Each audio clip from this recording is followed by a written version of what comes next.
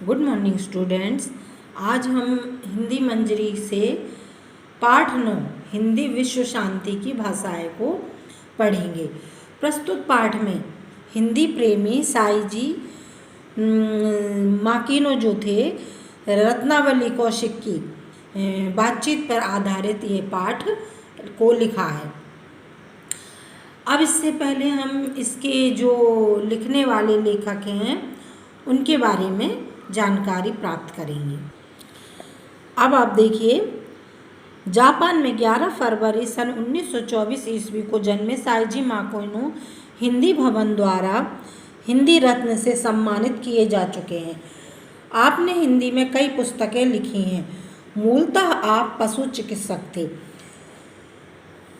बाद में कुछ समय के लिए आपने दुभाषीय का भी कार्य किया। साईजी माकिनो जो थे 11 फरवरी को सन 1924 ईस्वी को जन्मे थे। इनका जन्म हुआ था और हिंदी भवन द्वारा हिंदी रत्न से सम्मानित किए जा चुके हैं और इन्होंने हिंदी भाषा में कई पुस्तकें लिखी हैं। मूल रूप से ये क्या कार्य करते थे? पशु चिकित्सक थे, ये यानी जानवरों के डॉक्टर थे। और बाद में इन्होंने दुभाषीय के रूप में भी कार्य किया। अब दुभाषीय के रूप में इन्होंने कैसे कार्य किया?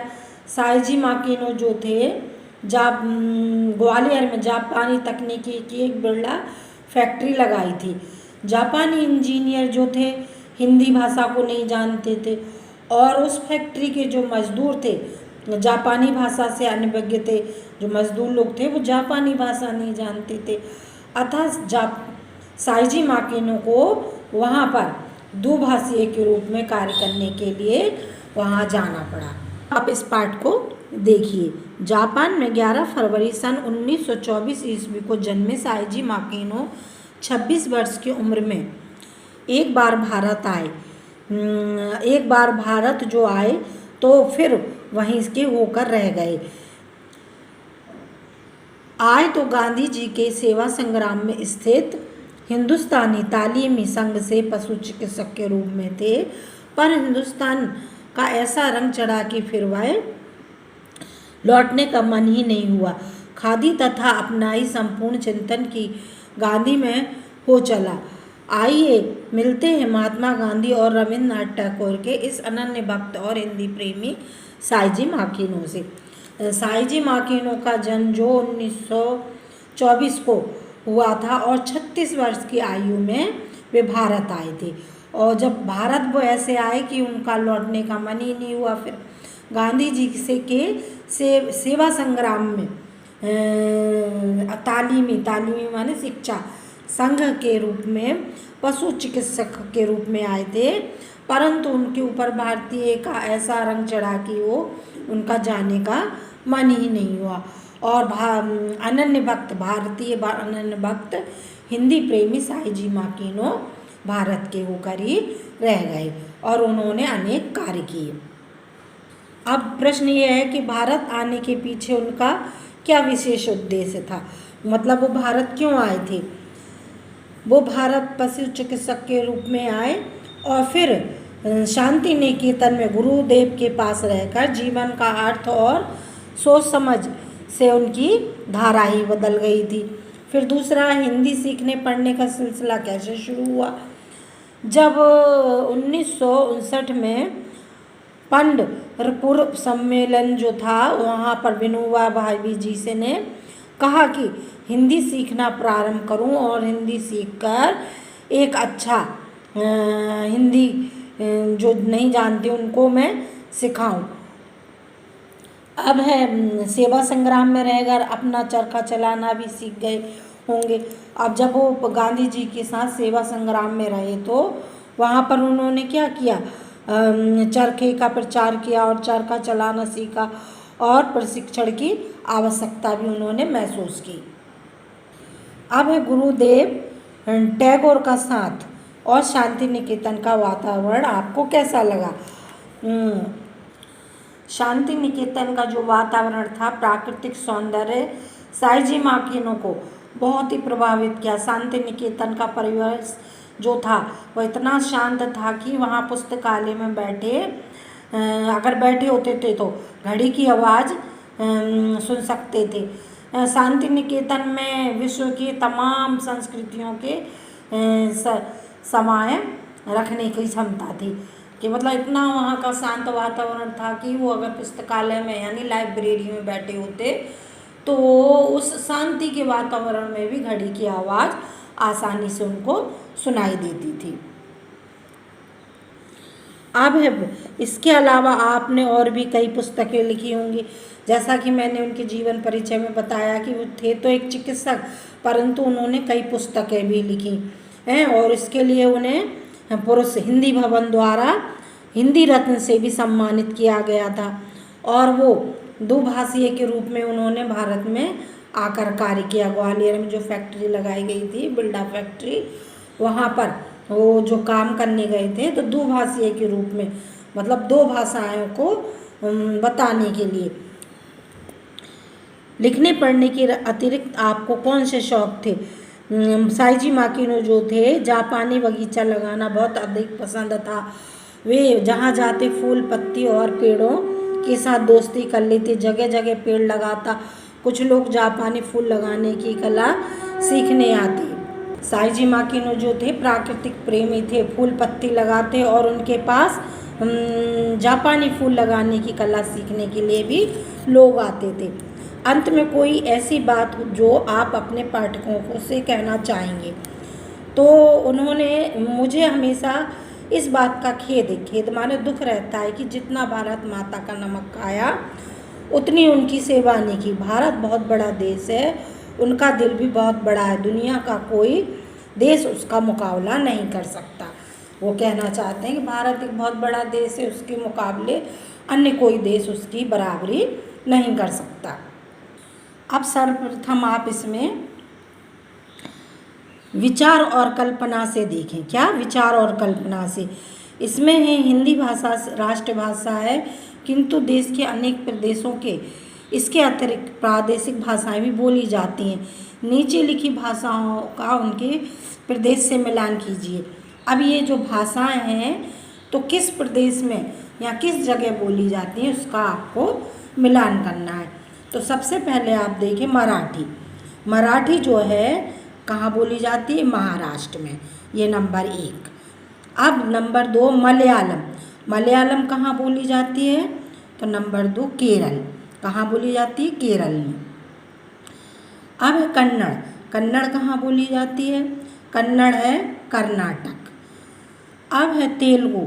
तेलुगु कहाँ बोली जाती है? आंध्र प्रदेश में। कहाँ? आंध्र प्रदेश में। अब अगला है तमिल। तमिल कहाँ बोली जाती है? तमिलनाडु में। तो इस तरह से ये आपका भाषाओं का मिलान हुआ। पाठ से आधारित प्रश्न उत्तर क्या है? पाठ से आधारित प्रश्नोत्तरों को देखें। ये है बातचीत से। तो पहला प्रश्न है, साइजी माकिनो भारत कब और किस कार्य के लिए आए? अब ये आप इसका नंबर 1 उत्तर। साइजी माकिनो 36 वर्ष की उम्र में सन 1959 ईस्वी में गांधी जी के सेवा संग्राम में पशु चिकित्सक के रूप में आए। ठीक। अब आपका प्रश्न नंबर 2 है, साइजी माकिनो ने शांति निकेतन की क्या विशेषताएं बताई? अब आप प्रश्न नंबर 2 देखिए। शांति निकेतन के प्राकृतिक सौंदर्य ने साइजी माकिनो को बहुत प्रभावित किया। शांति निकेतन का परिवेश इतना शांत था कि पुस्तकालय में बैठे आप घड़ी की आवाज़ सुन सकते थे। शांति निकेतन में विश्व की तमाम संस्कृति को समाये रखने की क्षमता है। अब अगला प्रश्न है तीसरा, साइजी माकिनो को ग्वालियर की बिरला फैक्ट्री में क्यों जाना पड़ा? अब आपका प्रश्न ये है, ग्वालियर में जापानी तकनीकी से बिरला फैक्ट्री लगाई गई। जापानी इंजीनियर हिंदी नहीं जानते थे और फैक्ट्री मजदूर जापानी भाषा में से अनभिज्ञ थे। अनभिज्ञ माने जानते नहीं थे। अतः साइजी माकिनो वहाँ दुभाषीय के रूप में गए। अब आप प्रश्न नंबर 4 देखिए। साइजी की क्या साई जी की क्या कामना है, मतलब वो क्या चाहती हैं। अब आप उत्तर नंबर 5 देखिए। जापान में हिंदी का, नहीं सॉरी, ये है आपका प्रश्न नंबर 4। साई जी की कामना है कि हिंदी विश्व शांति की भाषा बने और वह जीवन पर्यंत इससे जुड़े रहें। साई जी की ये कामना थी। अब इसके बाद अगला प्रश्न आप देखेंगे 5 नंबर। जापान में हिंदी की क्या स्थिति है, मतलब जापान में हिंदी भाषा की क्या स्थिति है। यह आपका है प्रश्न नंबर 5। जापान में हिंदी का बहुत सम्मान है।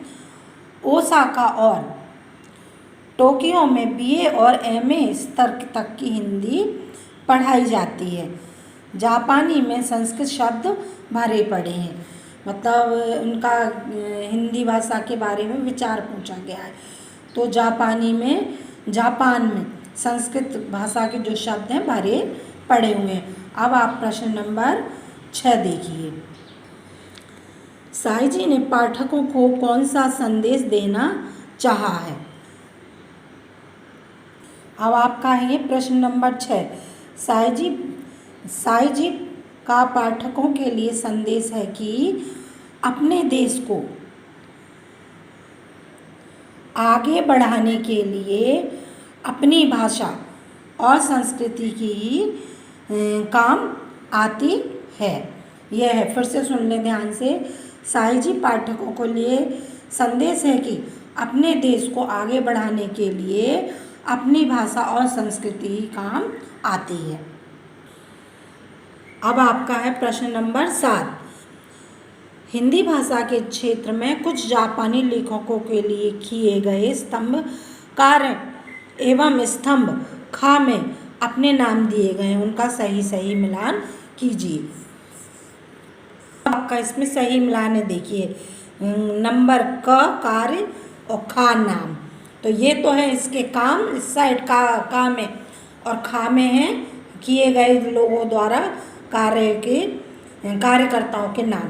तो आपका पहला है भीष्म साहनी के तमस का हिंदी अनुवाद, प्रोफेसर ताशीयोत नाका। किसने किया? प्रोफेसर ताशीयोत नाका ने। अब अगला है जापान हिंदी कोश व गांधी जी की आत्मकथा का अनुवाद। तो इसका है प्रोफेसर कोगा। किसने? प्रोफेसर कोगा ने। अगला है हिंदी नाटक लेखन और मंचन हिंदी साहित्य का काम। तो ये है आपका तीसरा नंबर, ये प्रोफेसर मिजो कामी। अब इसमें अगला है टोक्यो विश्वविद्यालय में हिंदी विभाग की स्थापना। तो अब आपका इसमें जाएगा प्रोफेसर साताका। किसका है? प्रोफेसर साताका का। अब है चित्रलेखा का जापानी अनुवाद। तो चित्रलेखा का जापानी अनुवाद प्रोफेसर दोई। किसने? प्रोफेसर दोई ने।